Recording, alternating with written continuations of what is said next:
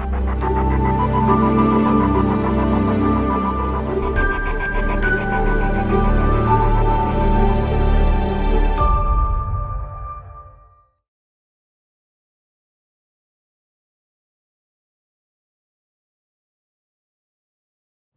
everyone, Michael Pugliese coming here to you again.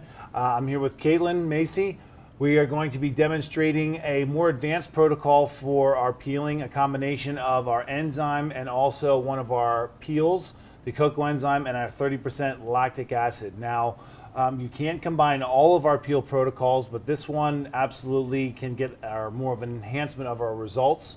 We're going to be using the cocoa enzyme and our 30% lactic acid peel. Now, we like to use the enzyme and the lactic acid peels because the lactic acids are in a gel base. So they allow for less of a deeper penetration versus some of the other peels that we've discussed, which are our ethanol-based peels. These are again designed to sit more closer to the surface of the skin and break down protein layer by layer by layer versus penetrate into the sebaceous follicle and break down more stratum corneum all at once. So it does two things. We get the benefits of mild exfoliation from the enzyme and a little bit more of an enhanced efficacy from the individual properties of the acids themselves. And as we know, lactic acid helps to stimulate natural moisturizing factors in the skin, specifically what are called glycosaminoglycans.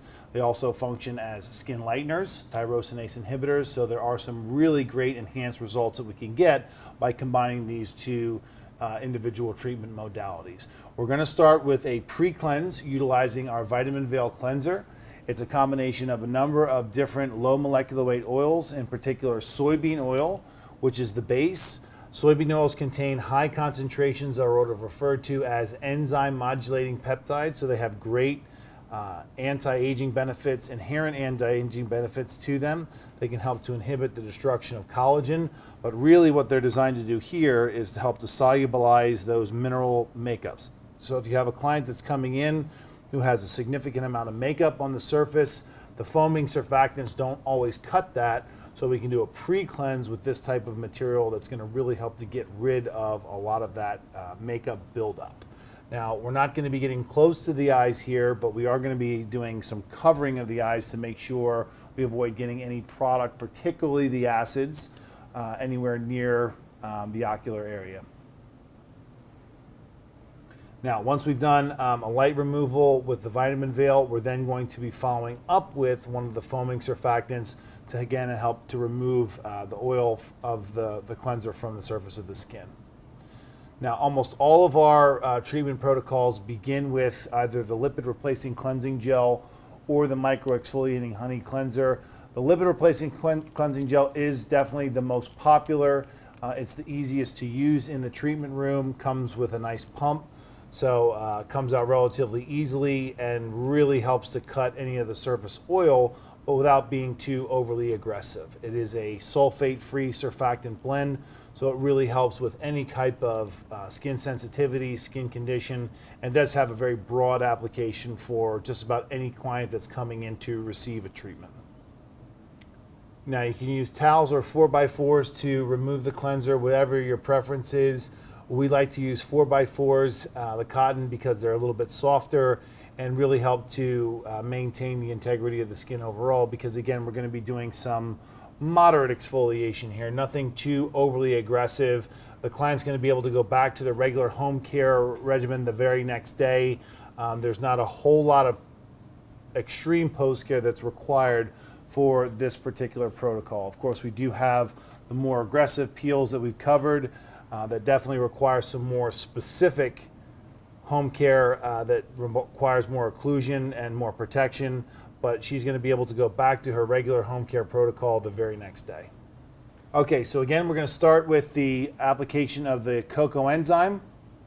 It's going to go on for about the initial application here. We're going to stick with about 4 to 5 minutes. Then we're going to remove that and then apply the peel for about 5 minutes as well.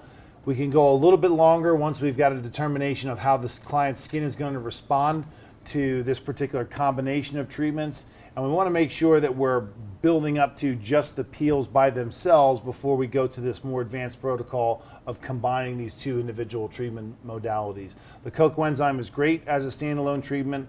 Of course, most of the peels work well as standalone treatments, but as we start to get a little bit more advanced, this is where we can start to blend these two applications together.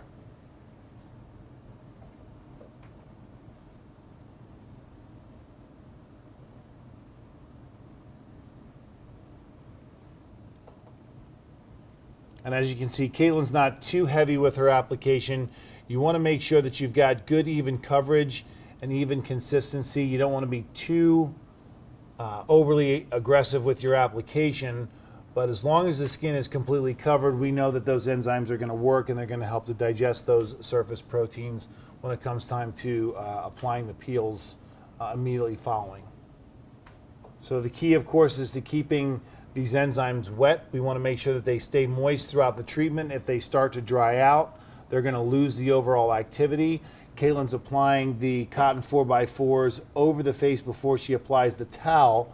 The towel will help to maintain the heat and the moisture, but the cotton is going to ensure protecting the towels, because if you have the towels go directly over the enzymes, they can have a tendency to gunk up the towels, make them a little bit more messy. But if you apply the cotton first, it helps to keep them fresh so that they don't stain the towels.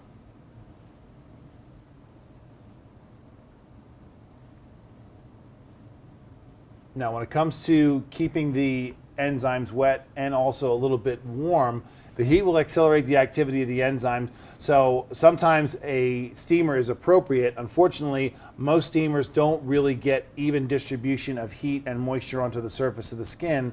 So what we like to do is apply the towel first, then have the steamer over the top of the skin, because if you're just using the steamer, it'll have a tendency to hit more directly on one angle on the surface of the skin versus the other. So you may have a little bit more activity on one side versus the other. So by applying the towel, you're going to get a little bit more even distribution, and then you can apply the steamer right over the top of the towel.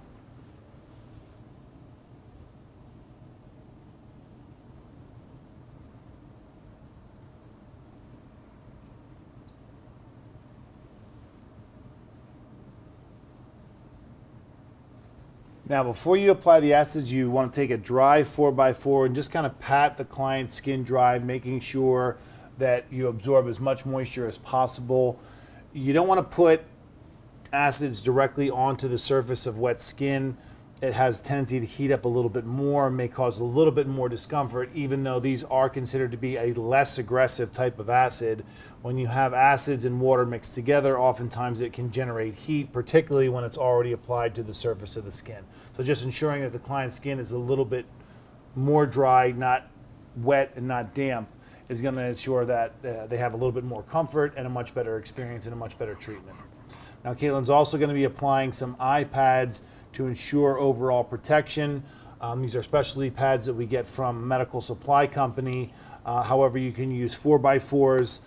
Some clients will opt to wet the 4x4s and put them over the eyes, but again, be very cautious that they're not overly wet, that they're not going to drip and mix, of course, with the acids, because as I mentioned, the two of them together can cause undue heat and discomfort.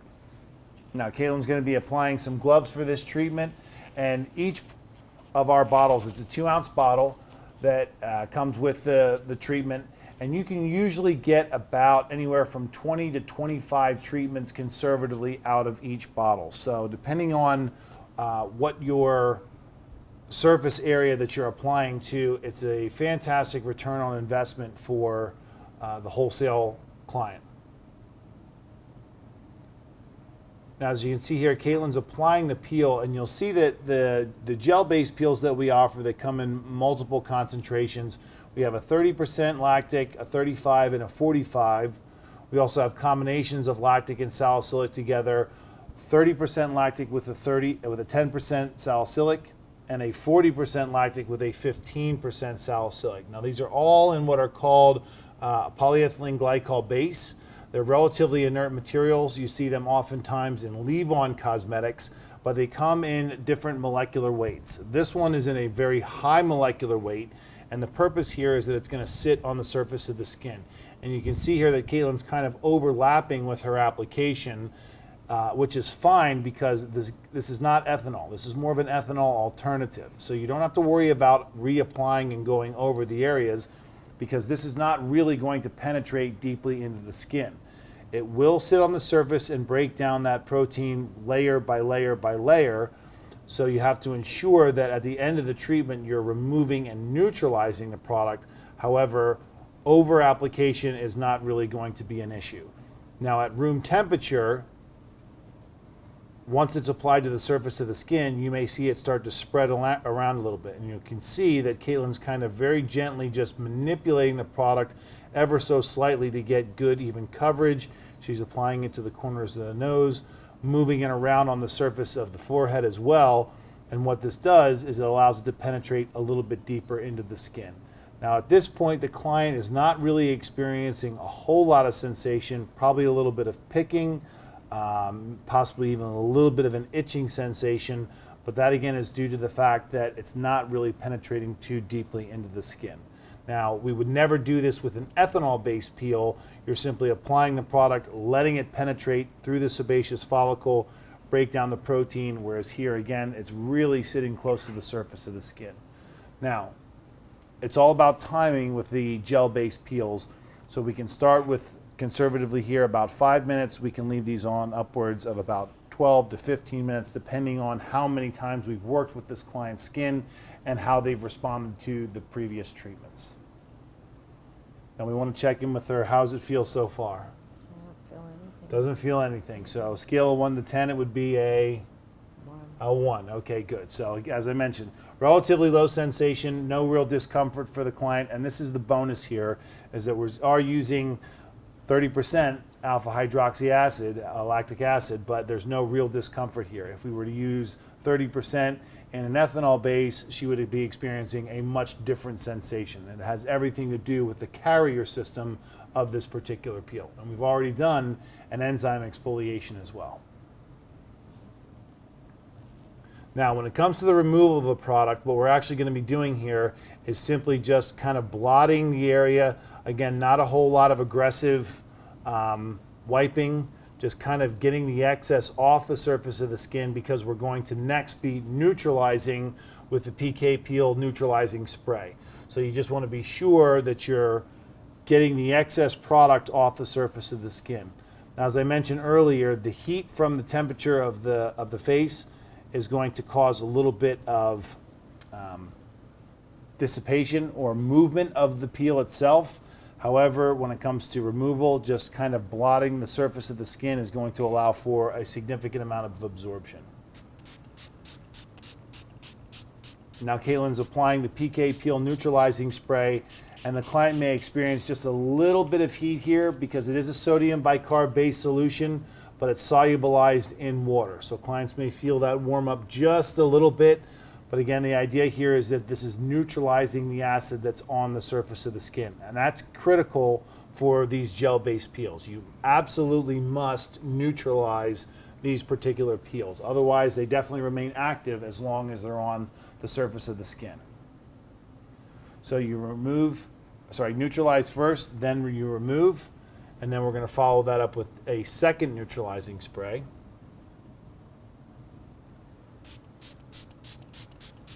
And again, she's hitting all areas of the face, and she's also putting a little bit in her hand and massaging in those areas where the peel has a tendency to mobilize and travel a little bit, particularly the corners of the nose, a little bit closer. It can actually slide down the neck. So she's being very diligent about where the peel may have traveled during the treatment.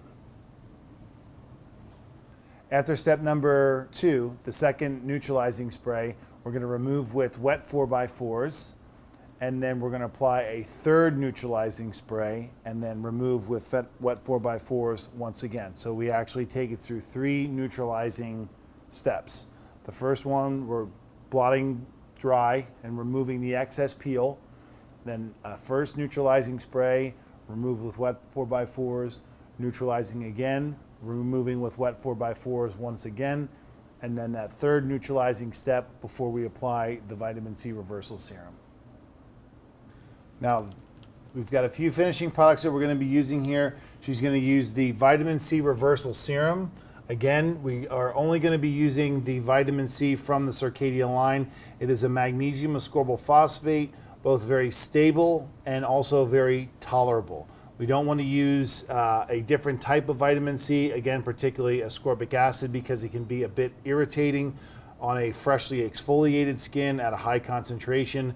Magnesium ascorbyl phosphate is recognized for not only its tolerability, but also its stability in a package as well. She's also going to be finishing with the post-peel balm. Now, post-peel again helps to maintain the overall recovery of the surface of the skin. It's a blend of squalane butter, meadow foam butter, and also royal jelly. So it helps to replace some of the hydration after this type of exfoliation. And then, of course, because we've exfoliated the skin, we need to ensure that we've got good photo protection. So we're going to be using a light day sunscreen SPF 37. It's broad spectrum. So it's going to be covering from UVB and UVA and also all kinds of other environmental stressors. We've got some great next generation antioxidants that are in the product as well.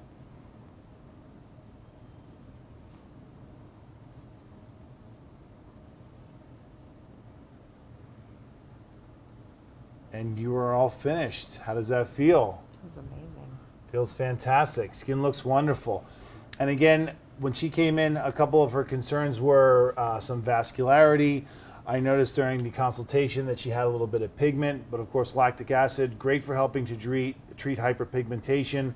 The enzymes are going to remove some of that surface hyperpigmentation by getting rid of those keratinocytes at the surface of the skin that are holding that melanin. So this was a fantastic treatment for her, and her skin is just looking wonderful. All right, well, thank you so much for being a lovely model. Appreciate it. Looks great. Thank you.